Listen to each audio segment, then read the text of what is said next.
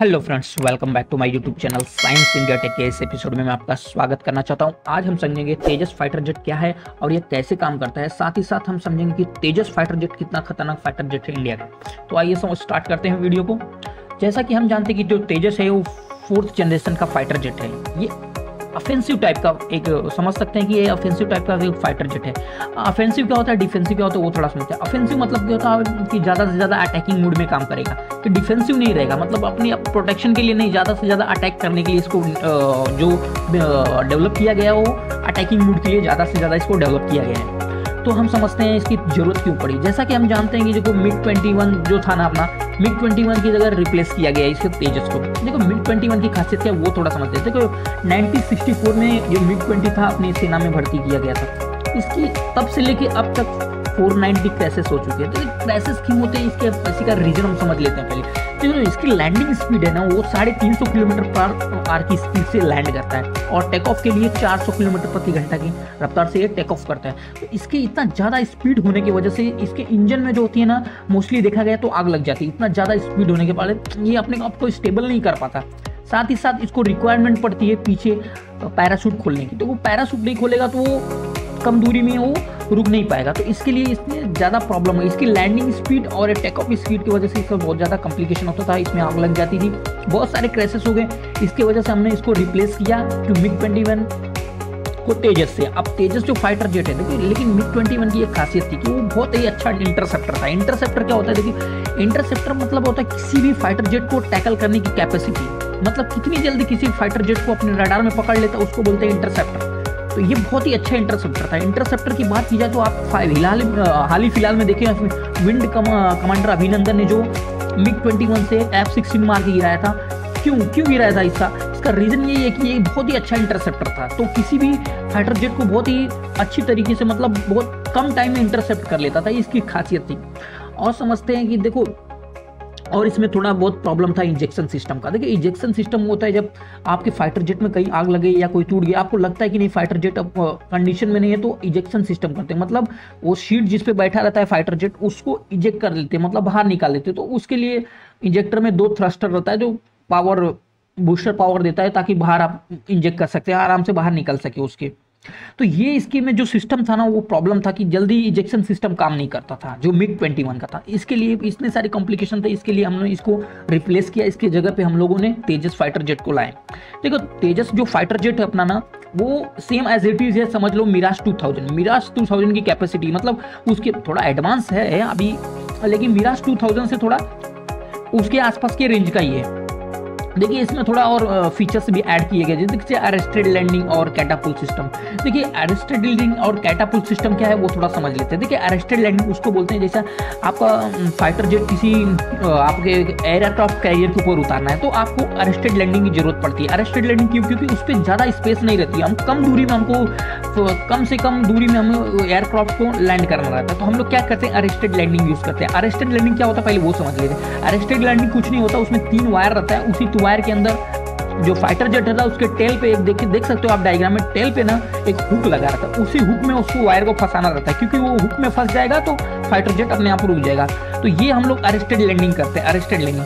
तो arrested landing की देखो, अरेस्टेड लैंडिंग में भी बहुत सेफ्टी रखनी पड़ती है। किस चीज़ की सेफ्टी रखती है वो पहले समझते हैं। देखिए अरेस्टेड लैंडिंग के टाइम आपको जो फाइटर जेट की स्पीड है ना बहुत मैक्सिमम करनी पड़ती है। अब आपके मन में डाउट होगा कि सर उतरना है तो स्पीड कम करनी चाहिए, ज़्यादा क्यों करना है? देखो ज़्यादा स्पीड करने का रीज़न ये है कि जब आप अरेस्टेड लैंडिंग कर रहे हैं, अब बाय द वे अगर आपकी अरेस्टेड लैंडिंग नहीं हुई तो आप क्या करेंगे, आपकी फाइटर जेट की प्लेन स्पीड जब स्लो रहेगी तो जाके समुद्र में गिर जाएगी। तो इसके लिए हम लोग क्या करते हैं, फाइटर जेट को बहुत ही हाई स्पीड में रखते हैं। हाई स्पीड में रखने का फायदा है कि अगर फंस गया तो रुक जाएगा और नहीं फंसा तो डायरेक्ट टेक ऑफ कर जाएगा। तो ये सिस्टम हम लोग अरेस्टेड लैंडिंग, इसीलिए हम लोग हाई स्पीड में उसको उतारते हैं पूरा फुल स्पीड के साथ। अब समझते हैं कैटापुल्ट सिस्टम क्या होता है। देखिए कैटापुल्ट सिस्टम वो सिस्टम होता है जैसा आप गुलेल देखो पीछे खींच के कैसा फेंक देते हैं, तो कैटापुल्ट सिस्टम में भी वैसा ही रहता है कि नहीं, फाइटर जेट को इतनी हाई स्पीड से फेंक देता है कि उसको रनवे पे उतना चलने की जरूरत नहीं पड़ती। ये कैटापुल्ट सिस्टम में ही होता है। तो ये नॉर्मल हो गया। देखिए जो अपना तेजस फाइटर जेट है जिसमें इंजन लगाया गया है वो यूएसए से मंगाया गया है। यूएसए का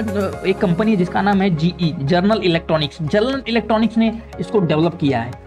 तो आइए समझते हैं। देखो कुछ चीज़ों के फायदे हैं तो नुकसान भी हैं। जो तेजस में है जो 3400 लीटर की फ्यूल कैपेसिटी, मतलब इसका जो मेन फ्यूल है उसमें 3400 लीटर तक ही फिल कर सकते हैं फ्यूल।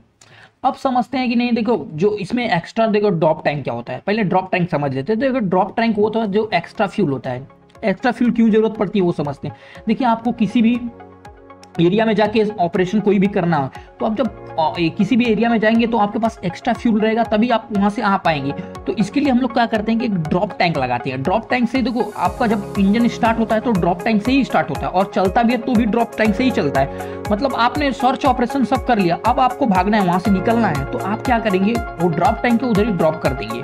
जिससे क्या होगा कि वेट एक तो कम हो जाएगा फाइटर जेट का, ऊपर से आप मेन फ्यूल से, जो उसका मेन फ्यूल है उससे उड़ेंगे, तो वो थोड़ा अच्छा स्टेबिलिटी हो जाती है कि ना आप जल्दी से जल्दी वहां से निकल सकते हैं। तो ये ड्रॉप टैंक इसीलिए लगाते हैं ताकि जब रिक्वायरमेंट, जब इसकी जरूरत खत्म हुई तो उसको ड्रॉप कर दो, उसके बाद अपने मेन फ्यूल से बाहर निकल जाओ। अब थोड़ा इसके जो रडार है उसके बारे में थोड़ा समझ लेते हैं। देखिए इसमें जो होता है ना, टीआर मॉड्यूल यूज किया जाता है। टीआर मतलब मल्टीपल रडार होता है। देखिए मल्टीपल रडार का काम करते हैं, आप फाइटर जेट ले रहे हो कोई भी, तो आपको जब मल्टीपल रडार रहेगा तो एट ए टाइम कितनी सारी फाइटर जेट आ रही हैं आपके पास, तो सबको टैकल कर सकता है। अगर नहीं टैकल कर सकता तो दूसरी फाइटर जेट को कमांड दे सकता है कि नहीं, हाँ यहाँ पे इतनी सारे जहाजें हैं, तो वो भी टैकल करके मार सकते हैं। तो जितना ज़्यादा टीआर मॉड्यूल रहेगा आपके, टीआर मॉड्यूल कुछ नहीं होता, देखो और नोस होती है ना, जो फाइटर जेट के आगे का नोस, जैसा कि आप डायग्राम में देख सकते हो, उसी में बहुत सारे मॉड्यूल लगे हैं।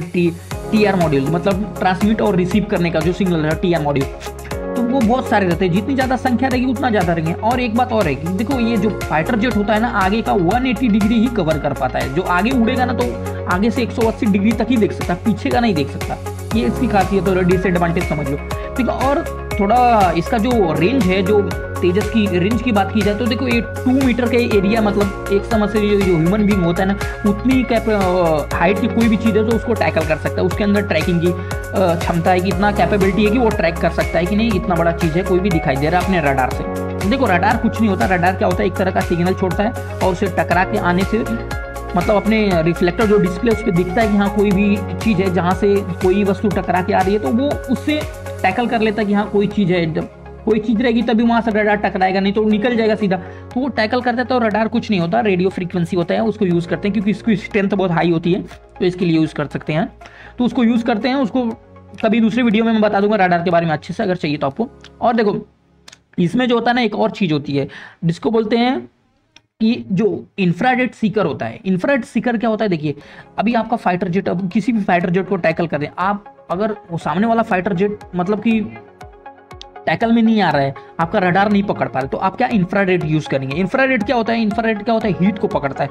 देखिए आपका जब इंजन स्टार्ट होता है, काफी ही मात्रा में हीट इंजेक्ट करता है बाहर, तो वो इंजन की गर्मी को मतलब पकड़ के मतलब टैकल करता है। तो ये इंटरसेप्टर होता है, तो उससे इंटरसेप्टर करता है इंफ्रारेड से।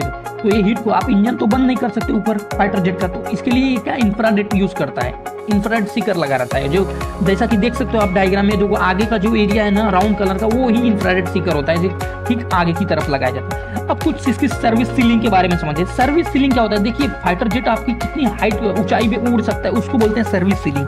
तो इसकी जो सर्विस सीलिंग है 52,000 फीट की ऊंचाई तक ये जा सकता है। और इसकी स्पीड की बात करिए तो 1.1 मैक की रफ्तार है इसकी। देखिए 1 मैक होता है 1434 किलोमीटर पर आवर की स्पीड से, मतलब अप्रोक्सीमेट होता है 1 मैक। तो ये 1.8 मैक की रफ्तार से करता है, स्पीड है इसकी। अब हार्ड पॉइंट की बात, देखो हार्ड पॉइंट किसको बोलते हैं, देखो इसमें 11 हार्ड पॉइंट है। हार्ड पॉइंट उसको बोलते हैं जहां मिसाइलों को मतलब लोड किया जाता है, जहां से मिसाइल फायर की जाती है उसके अंदर लोड किया जाता है।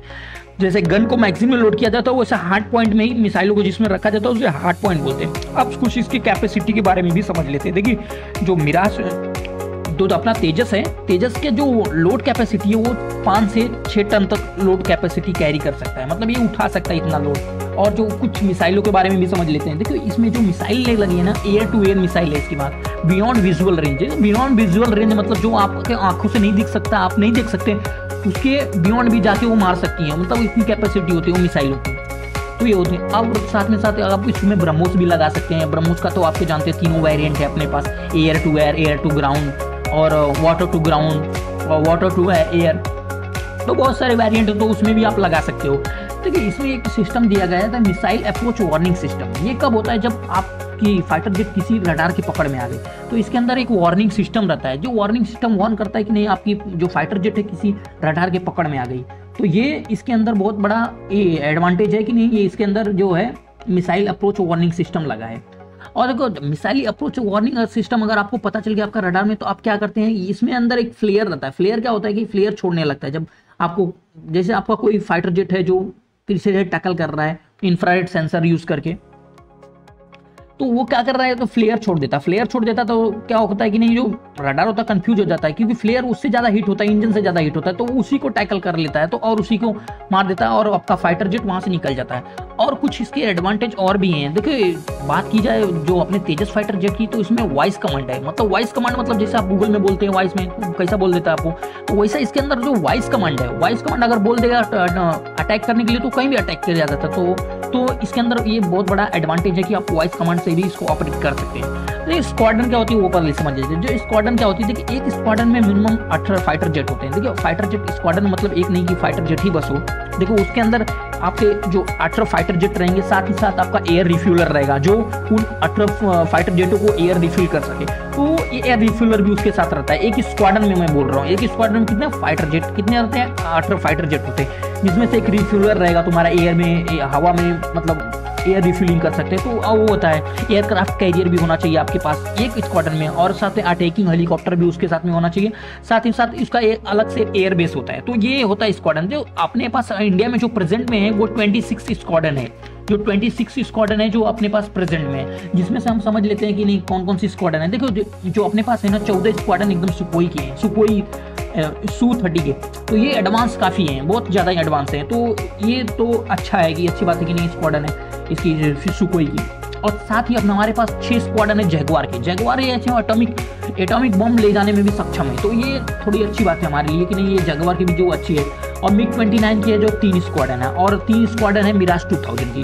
और अभी जो फिलहाल में आई है 2 स्क्वाड्रन राफेल की आई है। तो आप तो उसके बारे में जानते हैं। जो देखो अपने को रिक्वायरमेंट है वो 2 फंड वार के लिए क्या है कि अपने को जो 44 स्क्वाड्रन होनी चाहिए, जो अपने प्रेजेंट में 26 स्क्वाड्रन है, तो रिक्वायरमेंट कितनी है 44। तो अभी जो हिंदुस्तान एरोनॉटिकल लिमिटेड को जो ऑर्डर दिया गया है 84 फाइटर जेट का दिया गया है, 2 अपना तेजस बनाने का, तो ये कुछ इसमें इजाफा हो जाएगा इसके कारण। तो अपने को जो चाहिए जो फाइटर जेट हो मिडिल क्लास के, मतलब मिडिल क्लास के मतलब कि मिडिल रेंज के चाहिए फाइटर जेट, क्योंकि हमारे पास एडवांस वाले हैं, मिडिल रेंज के बहुत कम ही हमारे पास फाइटर जेट हैं। तो हम इसको मिडिल रेंज के फाइटर जेट की आपूर्ति हमारी ये कर देगा। Thank you friends.